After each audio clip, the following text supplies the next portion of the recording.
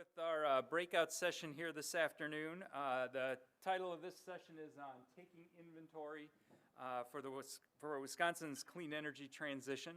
I'm happy to see you folks here that are in person today, as well as be welcoming the folks that are in the online streaming portion of today's events. My name is Ken Walz. I'm with Madison Area Technical College, and I'm joined today by three esteemed panelists who I'll be introducing to you in just a moment. Kyle Sutter, Melissa Gombar, and Kevin Kane. Let me just say a little bit about where I come from first. I mentioned I'm from Madison Area Technical College. I'm a science and engineering instructor there, and I have the good fortune of being a renewable energy program director for the school. Madison College has had a renewable energy certificate program since 2005.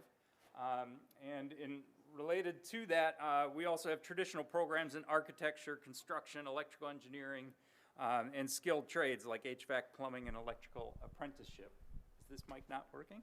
No, not for that part. Oh, you need me to step a little closer here, maybe. Oh, okay, sorry. So we obviously have a lot of interest in the topic of this panel on workforce in Wisconsin. Madison College also has been involved in a lot of renewable energy infrastructure. We created a solar photovoltaic roadmap in 2017 to add solar and renewable generation to all of our facilities. We operate about 20 buildings on 12 different campuses. We're about halfway through that PV roadmap. You're looking at one of the projects here of our flagship campus, and we were fortunate enough to get a Green Power Leadership Award for that project from the EPA a couple years ago. And I will tell you that we've struggled a little bit with some supply chain issues on a few of those projects. So we felt both the workforce side and the supply chain side of today's conversation. And then the last thing I'll mention about the college is that we are also fortunate to be the lead institution for the Create Energy Center, which is funded by the National Science Foundation, with the goal of creating a skilled technical workforce for the clean energy sector. And the Create Energy Center works with renewable energy programs in all 50 states and 3 U.S. territories, providing training to faculty to implement those programs. So it gives me great pleasure to appear with our panelists here today and to get to talk a little bit about these issues. And with that, I'm going to invite each of our panelists to come up and share a little bit about themselves and their organization. Our first speaker is going to be Kyle Sutter from Westphal Electric. Kyle is the Director of Construction for Westphal. His project responsibilities span layout through completion of construction, and his ability to develop primary job layouts immediately allows Westphal to operate in a proactive role rather than a reactive one to benefit the client and the owner.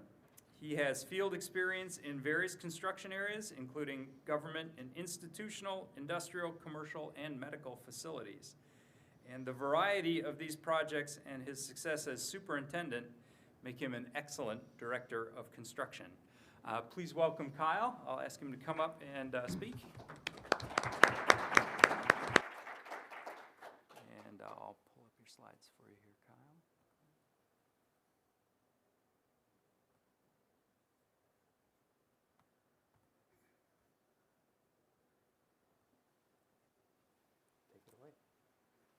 Well, thank you, Ken. Like you said, Kyle Sutter, excuse me, Director of Construction for Westphal & Company. Primarily, Westphal & Company is a subcontractor working for general contractors. And like you said before, as you can see by some of the slides, our scope of work focuses on almost every industry, from medical to Division 27 and 28, low voltage systems, energy management through our control system. Primarily in the past, like I said, the other projects, but now we have really got into the renewables side of it, focusing on, we started with the rooftop solar stuff, and now we have had the opportunity to get into some large scale utility solar projects. With that being said, my role primarily focuses on labor. So I think that fits in well today with what we're talking about here. And we're going to talk a little bit more about how Westphal and Company focuses on generating talent through the ranks to make sure that as the renewables ramp up, that we are able to staff those projects and get them complete on a timely basis. So, thank you.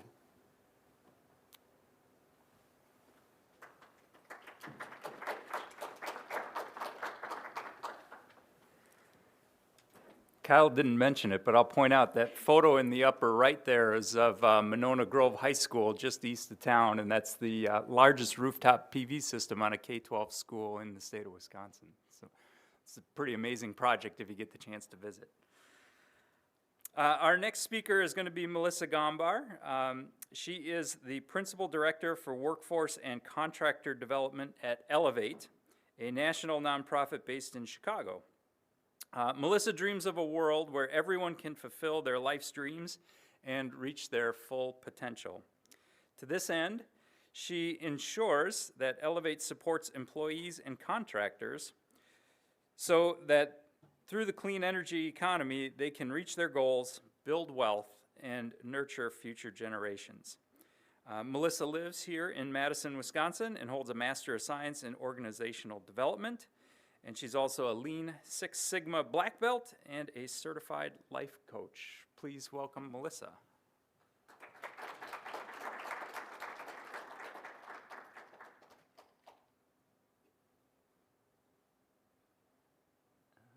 Is this the one? This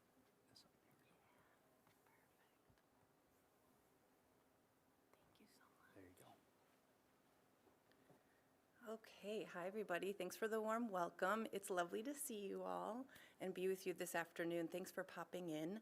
So I wanted to tell you a little bit about Elevate and what we do. Our tagline is equity through climate action. And so we are very focused on racial equity and social justice and really lifting up communities that have been historically marginalized. So we were founded in 2000. We're a nonprofit, and we have 160 employees with 8 offices. So we do local programs with national impact, and we do policy and research, and we are funded through government, utility contracts, and philanthropy. So we're just getting our work started here in Madison, and our headquarters is in Chicago. So someone just asked me what we do in the beginning of the session, and I said everything. You can see a list of all the things that we work on here. We are really trying to get at the depth and breadth of work in the clean energy economy and really support families who need this the most. A lot of our speakers have focused on this so far today. And so I'm going to highlight our workforce and contractor development programs. We prepare both. We prepare workforce and we prepare contractors. And I'm not going to go through all of the details on this slide, but you can see that there are a lot of similarities and a lot of differences as far as what these groups need. We will run cohort programs for folks to come and learn skills, but as you can tell by my training and background, I am super interested in systems. I'm super interested in human-centered approaches, and so what we find is we need to create organizations where folks can thrive. So a lot of times the onus of workforce is placed on a particular trainee or job applicant, that they're not like sufficient or they turn over too quickly, and we don't examine the workplace culture that they're being placed in. So that's really my focus and what I want to talk about a little bit today. I'll just pop up my contact info. I will do a shameless plug that I'm hiring a project manager to work in this field. So if you're interested in making an impact in this area, come talk to your girl before you leave. Thank you.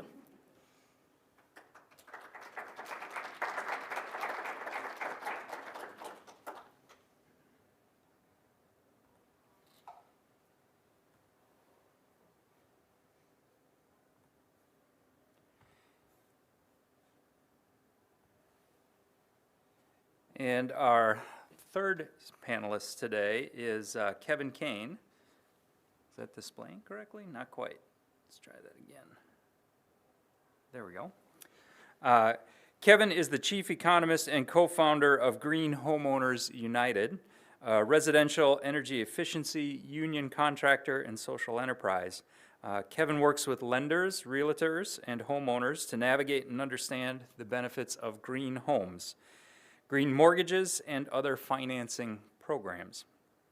He's worked for over a decade as a community organizer and a policy advocate, and has helped found cooperative organizations. He's also a BPI certified energy assessor and healthy home evaluator, and he has a master's in applied economics from Marquette University here in Wisconsin. Kevin.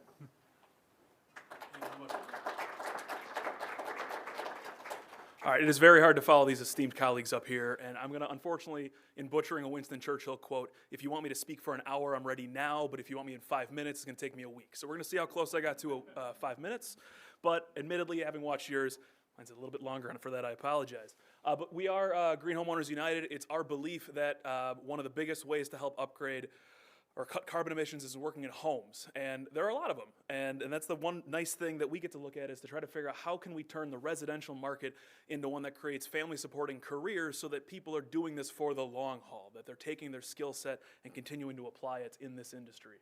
And so Green Homeowners United upgrades homes all over the state, but lately we've been working a lot more in southeastern Wisconsin. We are very dedicated to creating projects that are good for the person, good for the planet, good for the workers. And so we like to joke that the person who has a Prius tends to talk about it. It's our belief that people who have a green home should talk about it too. And that's why we call ourselves Green Homeowners United. We want you to feel like you're part of something big, that a lot of people are doing, because they are. But a couple of things to know about the residential market and how it fits in with workforce. The vast majority of buildings in this country, almost 90%, are homes. We can't cut carbon emission without working on homes. But furthermore, not only are they a lot of buildings, 60% of the square footage of all buildings in the United States are from single-family homes and another 10% from multifamily. We have to look at homes.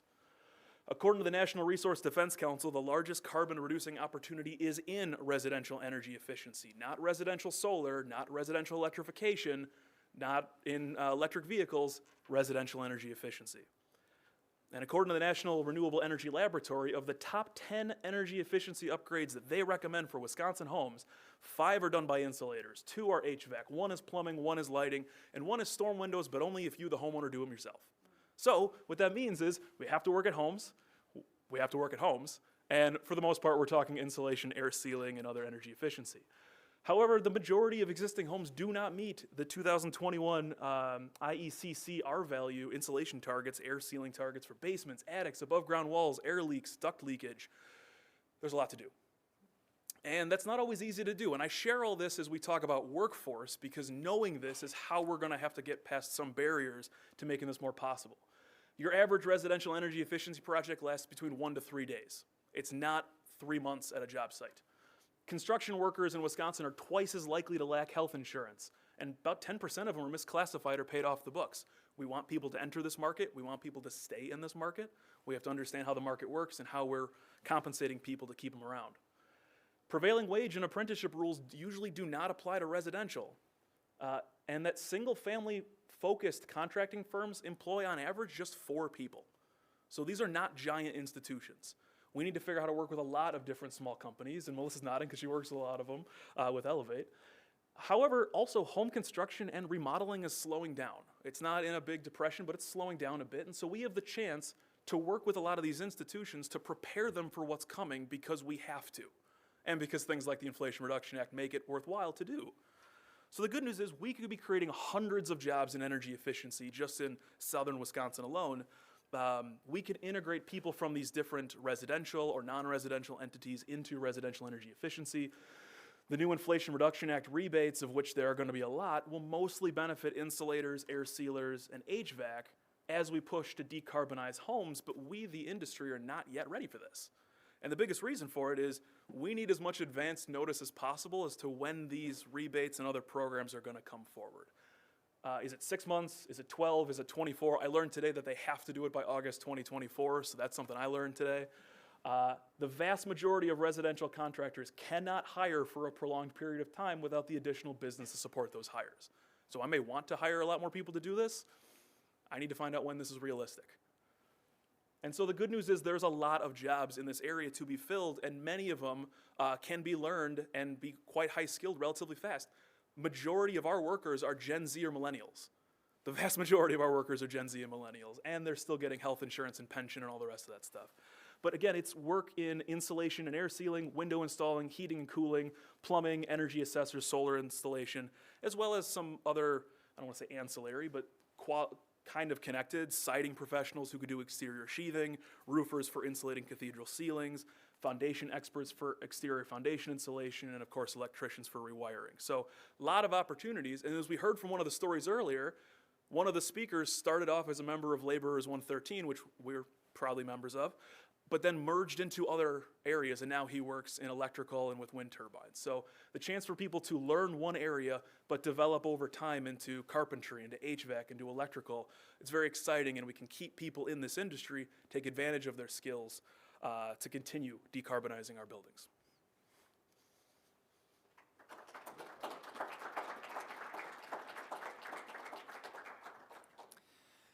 Okay, we're going to transition to the discussion part of our panel.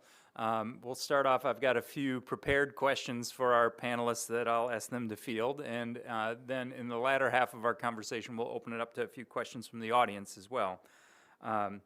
Maybe just to sort of frame things up and give our audience a little bit more context for who our panelists are. You know, when we talk about workforce and the labor market, the challenge is really sort of linking the available talent pool to employers. And from my work at the technical college, I can verify that we know that happens in many different ways and that it's oftentimes not a direct path. So I find it's always interesting to hear from people how they came to work in the clean energy sector, and I'd like to ask each of you folks if you could just give us the 1 minute personal backstory about what your career path was and how it led to you to where you are today. And if we can just start at one end of the table and work our way down, that would be great. Yeah, sure, I'd be happy to go.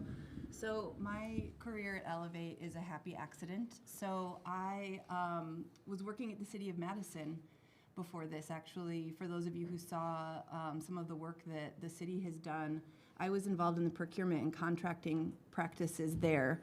So, you know, making the contracts route through for the electric buses, making sure that those public works buildings that we were investing in had diverse contractors working on them. And then I met Abigail Corso, who's in the room right now, I think. And so I wanted to give her a quick shout out. A lot of my career moves and transitions have been based on mentors pulling me in and giving me opportunities. And I think that's what Abby did for me. She saw an opportunity, she saw my skills, and then she, pulled me into Elevate. But I do want to be clear, I asked to be pulled in. So, the way that I got pulled in is because we, Elevate is working on a contractor accelerator. That's our lead program for preparing contractors. We're working on one here in Dane County. We've had a cohort of trainees go through, and the City of Madison was a thought partner on developing that project. And so, I was really proud of the work that I had done at the city, helping with procurement and contracting. And as you can see, the city is doing a lot. I wanted to deepen my knowledge and full support in this industry just because our literal future depends on it. And so for me, it was really the why, getting to the why, and having strong leadership and mentorship to support my career growth in the area. Yeah, well, I think my story is a little bit interesting as we talk about labor and opportunities for young people. So I grew up in a small farming community south of Madison, and at 5 days after I graduated high school at the ripe age of 18 years old, I walked into Westphal and Company I always say I didn't know a thing about electrical. The electrical industry was recommended to me by a family friend, and I ended up applying for an apprenticeship during my later part of my high school career, and I was lucky enough to get in. So how did I get to where I'm at today? Well, it's all the things that I talk to young people about as they're getting into the trades right now. And I showed up on time every day, paid attention, and worked as hard as I could every day. And I always talk about paying attention to my surroundings, which I thought was a big part of understanding what other trades were doing to try and understand the mechanical parts of stuff. With that work ethic and drive, I was given a lot of opportunities throughout Westphal, taking on projects at 23 years old, traveling to different parts of the country to do projects just because they had trust in me that I had the work ethic to get things done.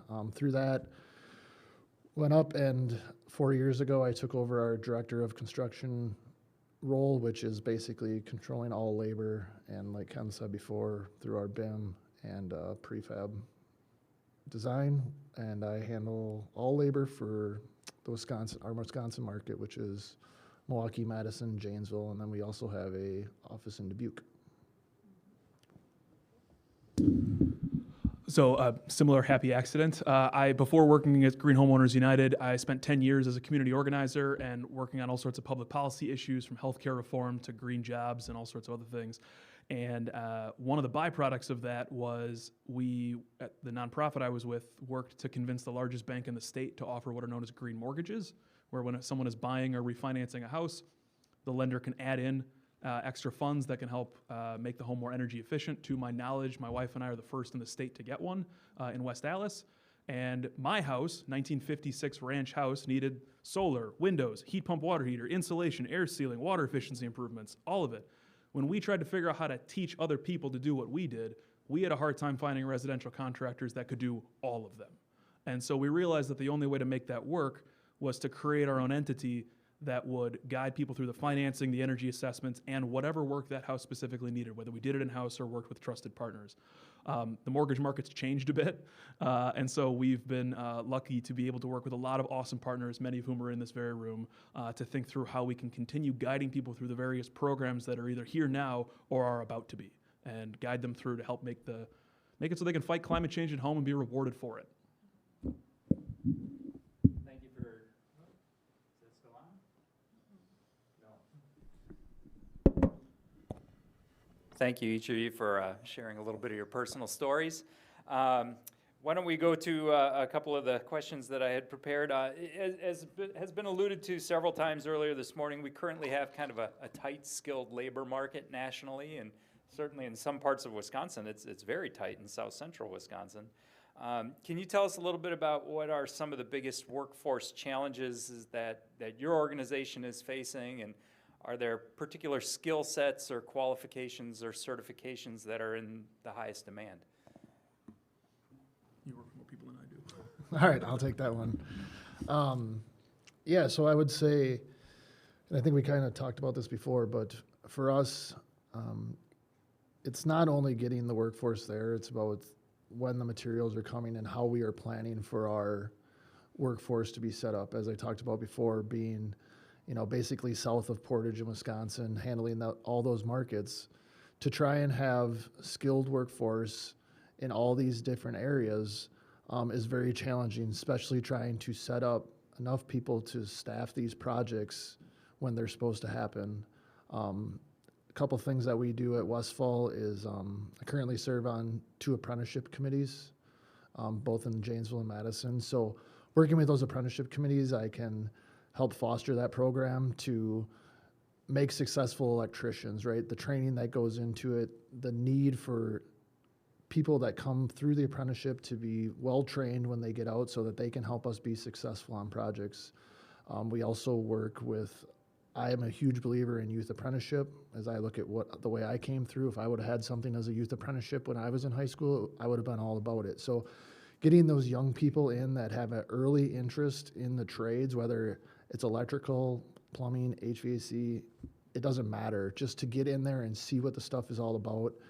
And we've had, I believe, 10 or 12 youth apprentices now that have ended up getting into adult apprenticeship. So it's kind of a success story for me and for Westphal to do that.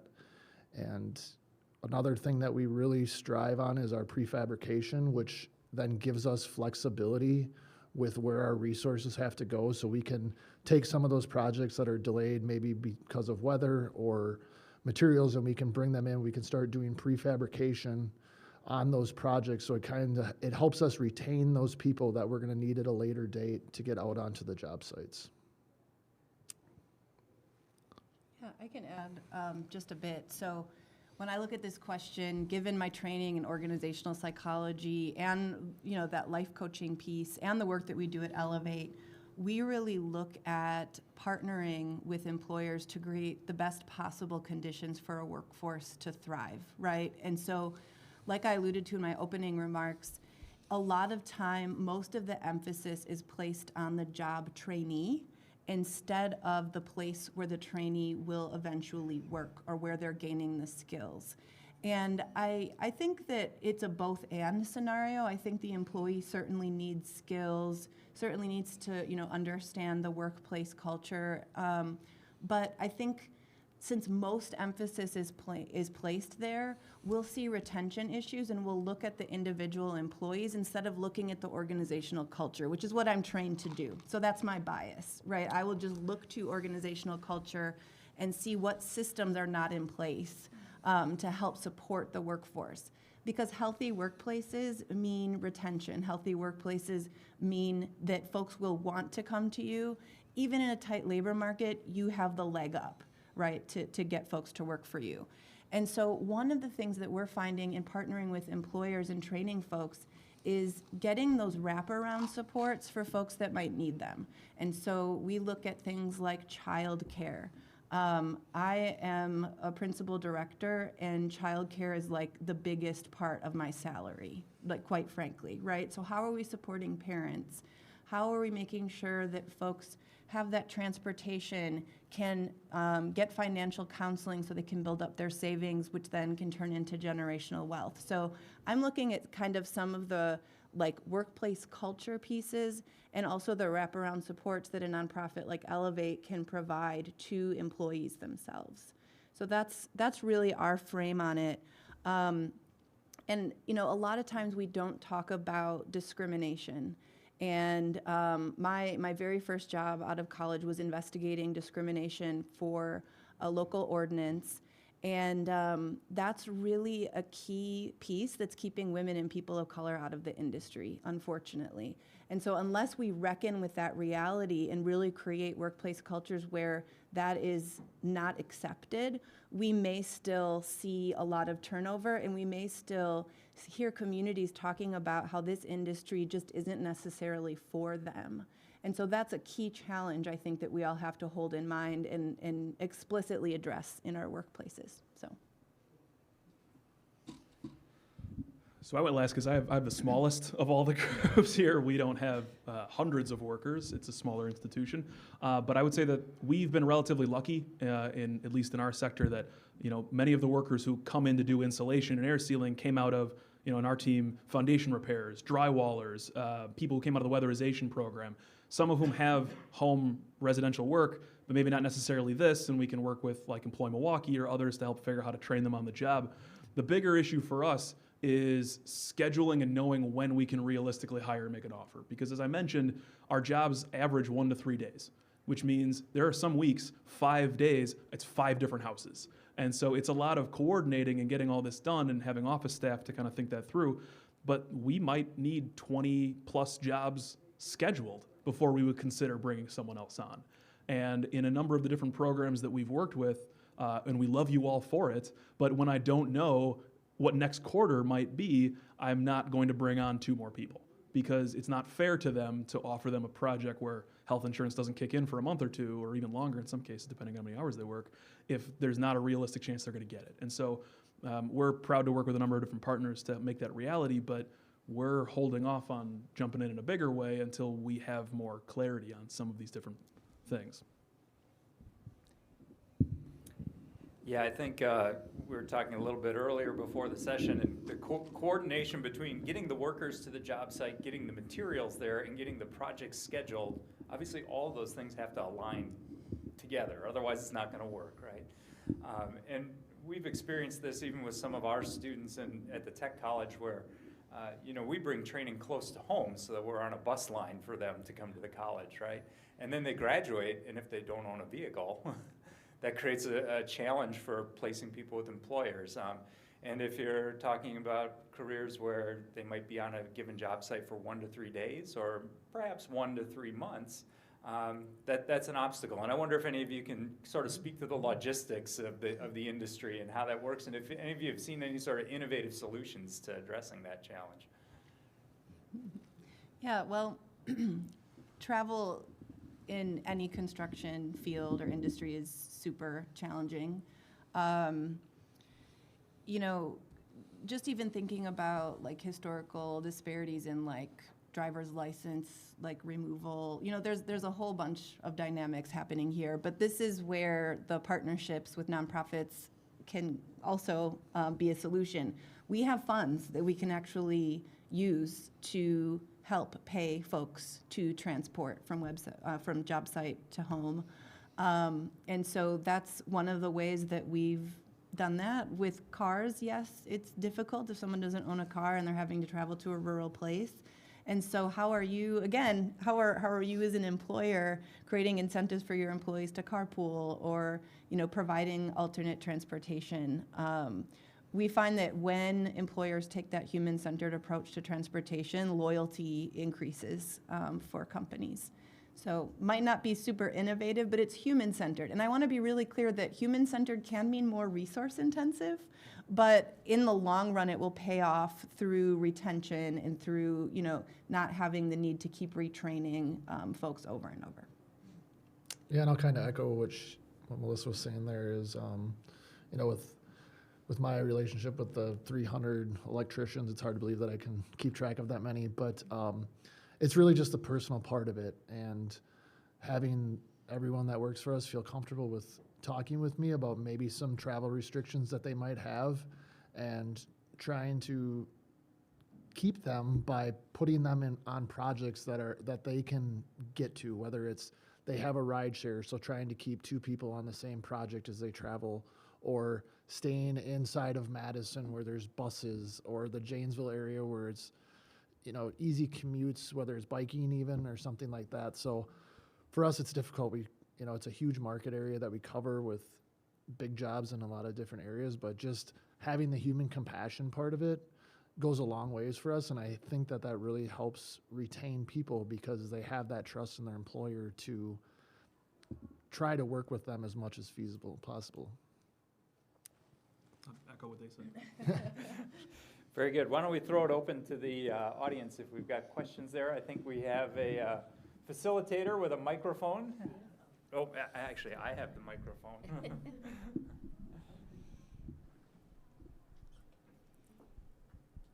We'll see if it's working. Awesome. Thank you. Hi, I'm the sustainability coordinator for the city of Middleton. And what role do you see local governments serving to help you all with workforce development? You know, concrete things like how we write our contracts, or putting youth apprenticeship stuff into construction bids, or like what concrete things besides just creating the demand could we help with?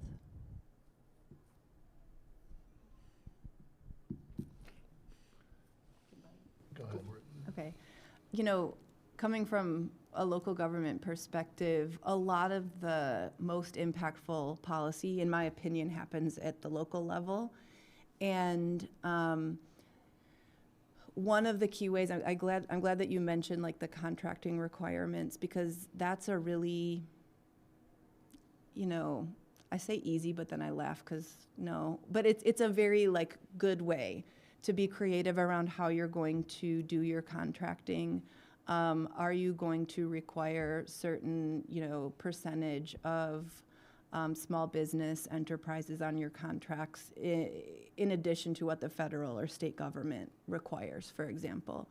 And so just like having a creative policy analyst to help get some really like innovative ordinances on the books is critical. We are aware of some municipalities, for example, that will incentivize like using apprentices, or for example, if you get a city contract and you employ some folks that were trained through city-funded workforce development programs, you may get an incentive. So that way the city's funding can be reinvested into the community where it was invested in the first place. So, for example, I'm going to hire someone to be insulation installer, and I'm looking for someone, and I see that the local nonprofit has trained that type of worker, and I hire them. Well, that might give me an incentive on my next contract, or it could count towards like workforce goals that are required of me in another way. So really just thinking about how to write that stuff in. And if anyone wants some examples of policies, I'm not going to shout out specific municipalities right now, but I'd be happy to provide some examples. If it's okay, I'd maybe jump in there a second. I mentioned at Madison College we have this solar roadmap, and we've executed 7 or 8 different solar PV installations now. In our request for proposals, we award bonus points in the scoring criteria for contractors that are headquartered in Wisconsin, and for contractors that participate in an apprenticeship program, and contractors that have an existing relationship with a technical college educational program. And I can say that all of those contracts that have been awarded went to firms that met those bonus criteria. We are happy to share that RFP and the scoring rubric with anybody that wants it. You can either contact me directly, or we've actually posted it to the public on the Create Energy Center website. It's part of a Solar on Schools toolkit, and it's available to anybody. So I'd encourage you to take a look at our language. Maybe it helps provide a model. So I know you said not. Okay. I know you said not as much on the demand side, but that is one area that in the residential that's very helpful, and that is working with local governments to help design programs. So sorry, Jeremy, I'm gonna call you out here on this one. So City of Milwaukee, for example, has a great program, their ME2 program, where they partner with Summit Credit Union, for example. And there was a time they provided some rebates that would kind of encourage people to act sooner than later. And we would get, $5, $6, $7 of private money for every $1 of public money put into many of these homes. But what was nice is that we then could talk with them about the various kind of financing options that the city helped kind of coordinate, like the City of Milwaukee does with ME2. So I was at a house 3 weeks ago, and the homeowner contacted us because she wanted windows. A lot of us know windows are not going to be one of the most energy-saving thing in the house, going to be on the more expensive end. And while I know local governments can't exactly set different sort of wage or local hiring standards the same way as maybe they used to a couple decades ago, the City of Milwaukee says, if you want windows, you got to look at your attic too. And so those sort of rules that actually kind of nudge people in the direction that's going to have the biggest impact, biggest bang for the buck, helped us talk to that homeowner to say, hey, can I see your attic while I'm here too? And so then suddenly a 1-day project or a 3-day project might become a little more because we're having a bigger impact while connecting to the financing or other rebates. So like local governments across the state are about to get a lot of money from the Energy Efficiency and Conservation Block Grant Funds. I might encourage you to look at models that have seemed to work in that respect and to not forget residential.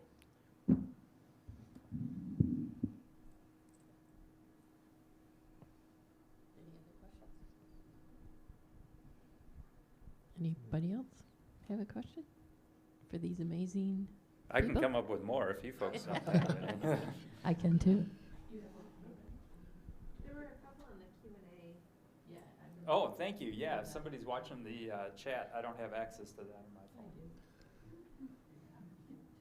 Here, please go. Okay, I was just going to say, it's a very high-level question, which is, many of us probably have been reading or have attended other conferences like this that are talking about the really significant renewable energy generation, energy efficiency goals that things like the Inflation Reduction Act and other policies and policy organizations have set for the country. And the theme underlying all of it is we don't have enough people to do it. And I'm finding that in the financing area of this, I can't hire people fast enough, candidly. And so, particularly as we think about what's coming in terms of the volumes that we're going to have to do, how are we going to solve that? How are we going to have more people in the workforce to be able to get this all done? Because unless we solve it, it's sort of like, not possible. Yeah. We're going to figure it out, but I'm wondering what you guys think. Well, I'll just start with, it just goes back to these programs that help people get in at an earlier age and really get them involved in any trade, like I said before, and trying to retain them by, I always say that when retaining people comes with challenge, and right, getting people a little bit out of their comfort zone to show them that they really can do the next step is something that I always talk to people about. Is like, hey, yeah, you don't feel comfortable here, but I know you can do it. And I think when you do that and you promote leadership and stuff, then word of mouth travels.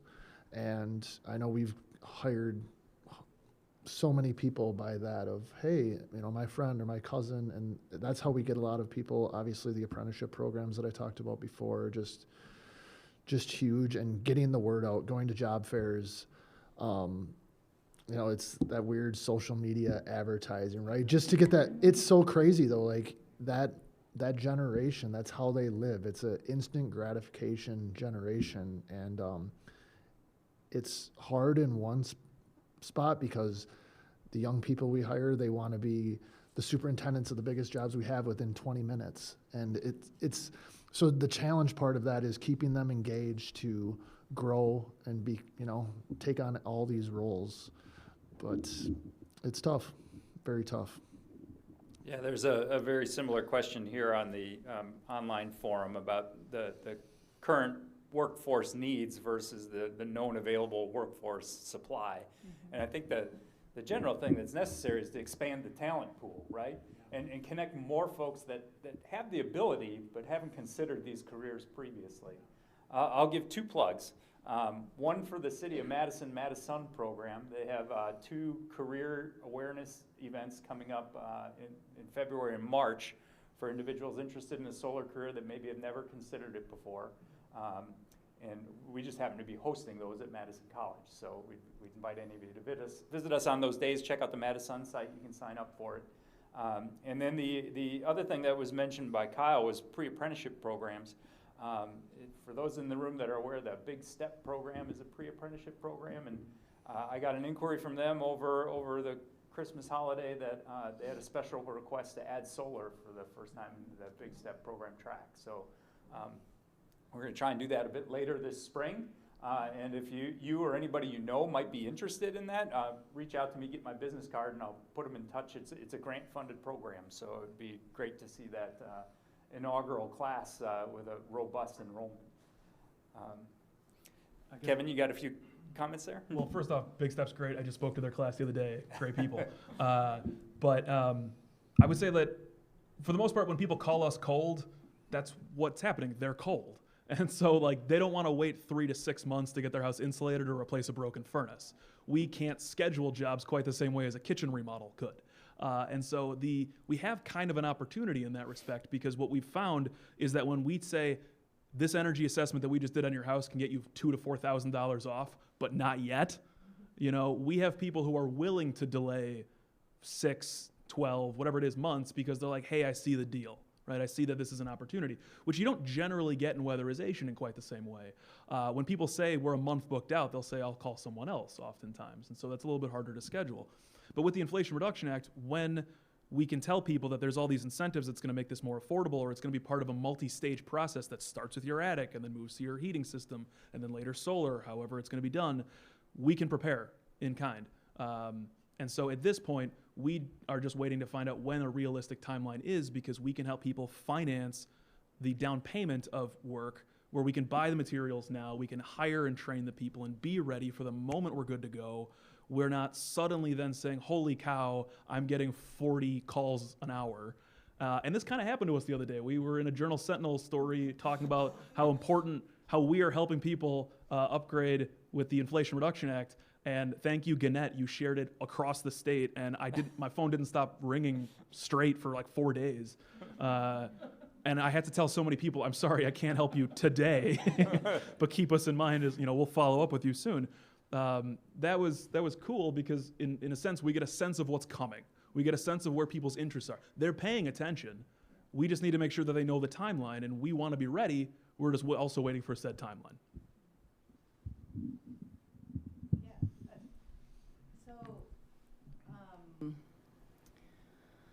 this is where our perspective at Elevate is unique, I think, because yes, there are not enough workers, but there are also not enough small contractors to do the residential stuff.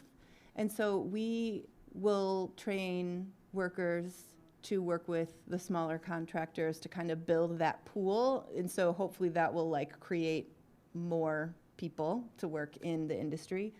But also what has been successful for a lot of companies is to really look at the job requirements. I mean, if you need to be an electrician, you need to be an electrician. Like, I totally get that. But what are the flex points that you have in the job requirements? Can you bring on trainees? Can you afford to have, you know, and I don't know the rules about this, but more apprentices? I don't know if that's possible. You know, how are you going to also, on your end as an employer, try to like create and cast as wide of a net as possible? You know, back in the day, we didn't have all of these 4-year degree requirements for the things that we have now.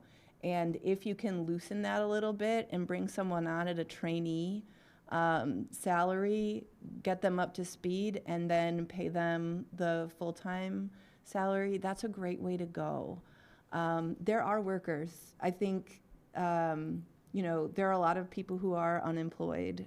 It is a tight market, but at the same time, people exist. It's just that we're not necessarily setting ourselves up to receive them in the way they need to be received.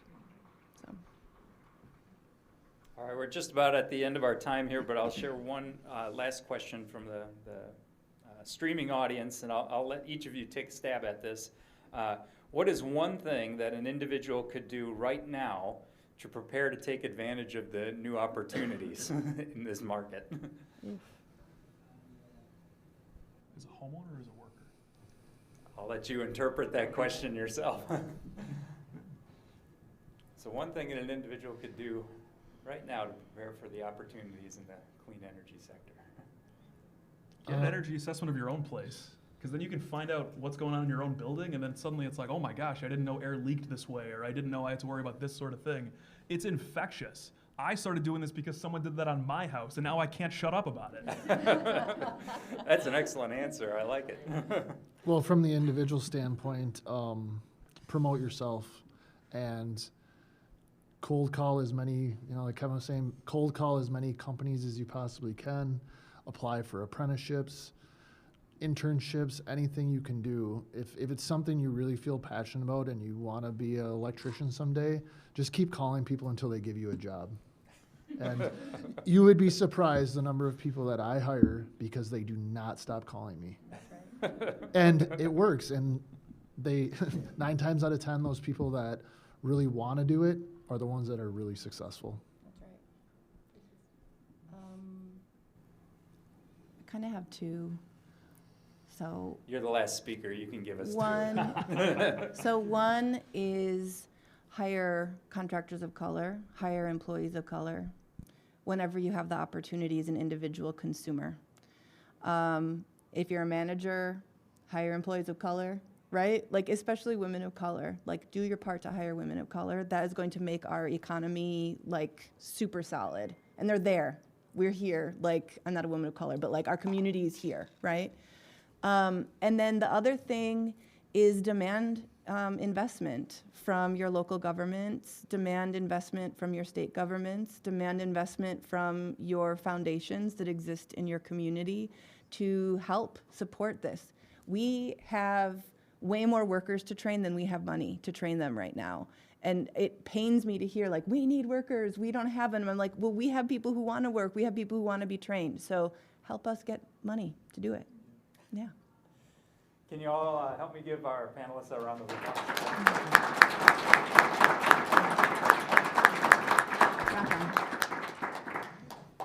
And the next sessions are coming up at 2:30, so you have a little bit of a break to stretch your legs before the things resume. Fun.